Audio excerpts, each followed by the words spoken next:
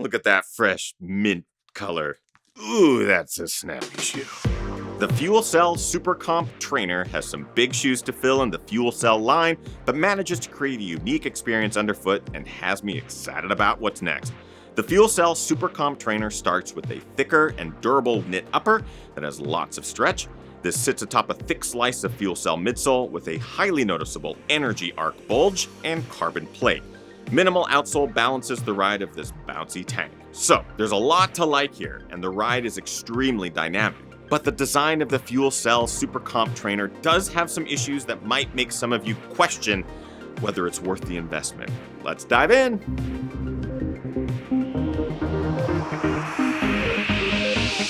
Ginger Runner. What is up, everybody? Ethan Newberry, the Ginger Runner, here for another Ginger Runner review. I'm excited about this one. It's a fun shoe from New Balance. It is the FuelCell SuperComp Trainer. Not to be confused with the SuperComp Elite.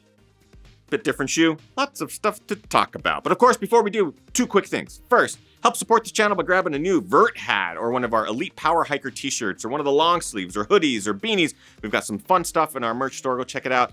You'll be able to get it before Christmas if you order now. And second, these shoes were provided for review by Running Warehouse. I'm under no obligation to say anything positive or negative about this shoe. I'm not financially compensated in any way for anything that I say in this review. All opinions are my own. No one has to approve it before I post it. You get to watch it for the very first time.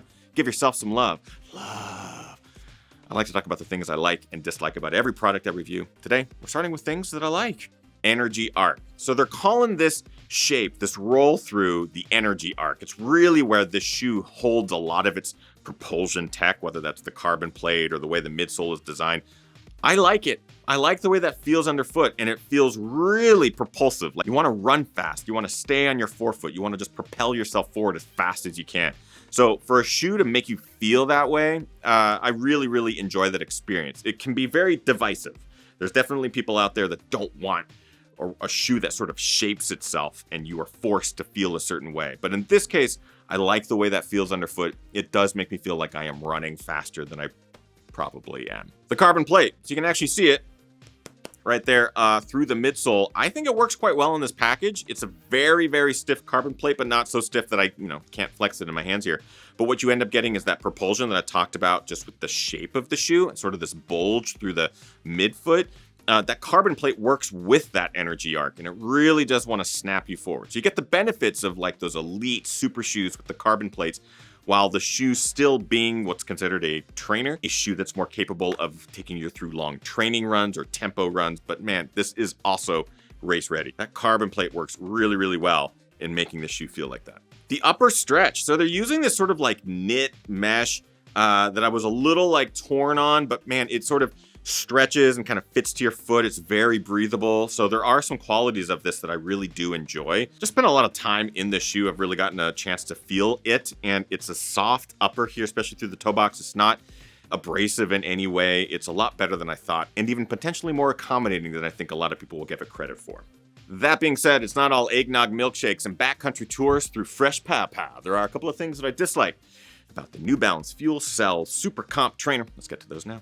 Upper design. So I like the fabric. I think it works pretty well and it isn't very abrasive, but there are some design elements and choices here that do make this upper a bit confusing. One is the tongue. So it is this stretch mesh knit fabric. It has a gusset, but the upper wants to tighten over that and fold it up, and then it becomes a pretty intrusive tongue. And then you have an issue with the collar being a bit abrasive. The padding isn't quite thick enough. And then the top end of the knit wants to kind of dig into your skin. So if you're wearing longer socks, you may not experience quite that issue. But if you're wearing any sort of low-hanging socks, this upper could be a bit bothersome, if not chafy. I'm just not super stoked on the overall design of the upper. Form over function, I think, is kind of taking precedence here, and it doesn't always work out for the best. The energy arc bulge. I know, I like it. I think it's great. It really does want to force you forward. I think where its weakest point is if you are not a fast runner or you're not running at a fast clip in this shoe. The shoe makes you want to run faster. If you are someone that kind of sits back in the saddle, or if you're running a marathon and you may not be at a certain pace or threshold where your foot strike tends to want to force you forward, if you're landing anywhere from midfoot back, the shoe's weakness is that large bulge, that energy arc that doesn't want to roll you forward. Because if you're landing back here, it's going to feel super cumbersome. That might hit your arch in a really weird way. It's just going to feel like this shoe is very, very weak. The heel, specifically on the medial rear side, that heel is very weak and just wants to sink in there. I think there's more mass back here of midsole, or there's a lack of carbon plate or some sort of structural element here in the medial side of the heel. Because what ends up happening is if you're going on a downhill and you're trying to crank out some speed, you are striking anywhere from the heel back. If you're doing any sort of braking, that's just gonna sink in and your whole foot is gonna roll back on you. If you wanna go fast and you're finding yourself striking midfoot forward, you'll probably be just fine in the shoe and it will feel fast. But if you at any point, maybe late in a marathon, or you wanna take the pace back a little bit, wanna strike from the midfoot back, for any reason, it's just gonna feel like a completely different shoe. You have two shoes smashed together, middle line is basically where they divide. That's kind of my big note on negatives with this shoe. But let's get more specific in our breakdown, because that's it for dislikes. So we are going to talk about the build quality, comfort, fit, price, and look, starting with build quality. The shoe is built very well. I think these upper materials are going to be solid. They're very stretchy. I think the midsole is super fun. I love FuelCell. I think they do a great job with it here. The carbon plate's holding up really well. The outsole's holding up really well. Yeah, the shoe's just holding up great. Comfort, it is super comfortable if you want to pick up the pace and you want to propel yourself forward. We've already talked all about that. And I think this shoe does a great job of making you feel race ready and gives you all the elements of some of those super shoes, and it's comfortable. Fit, this upper isn't the easiest to lock down through the midfoot, only because that tongue is a bit thicker material, but it's also not super protective. While the upper is a bit stretchy and accommodating, it does kind of tend to be on the narrower side without giving you too much stability in width through the outsole. There's just some elements that make the fit a bit dicey. I'm size 11, this is size 11, and I have pretty much no problems in it. But for many of you, you might find that the shoe fits a bit too narrow or just doesn't want to lock down tight enough because it is a knit versus like a real tight mesh. Price, the shoe is $180. So high, but low for a carbon plated shoe. And again, just kind of comparing it to the SuperComp Elite, I think the trainer holds up quite well as a race-ready shoe, especially with that carbon plate in there. So $180 could be a low carbon-plated shoe or a high trainer. And looks, I don't mind it. It's bright, it's minty. I don't know, it's kind of fun, kind of dramatic.